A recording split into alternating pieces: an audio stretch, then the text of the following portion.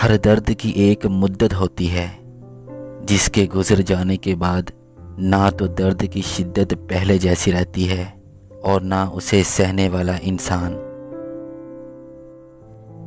बेहतरीन हम सफ़र की सबसे बड़ी खासियत ये है कि वो आपसे इख्तलाफ और नाराज़गी के बावजूद भी आपका ख्याल रखना और फिक्र करना नहीं छोड़ता।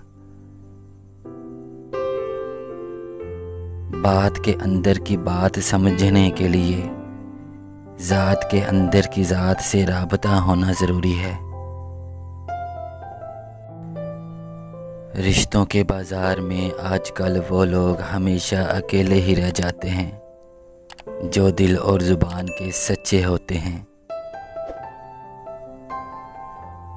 ज़िंदगी को बस इतना जाना है, दुख में अकेले हैं, खुशियों में सारा ज़माना है। अपनी बोली इतनी ही लगाओ जितनी कोई अदा कर सके।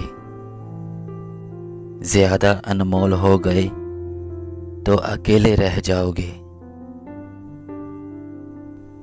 ज़िंदगी की सबसे बड़ी फतह नफ्स पर फतह पाना है। लोगों से याद करने का शिकवा मत किया करो, क्योंकि जो इंसान रब को भूल सकता है वो सब को भूल सकता है। इंसान कल भी दुखी था, आज भी सुखी नहीं। इलाज खालिक के कुर्ब में है, लोग क्यों नहीं समझते।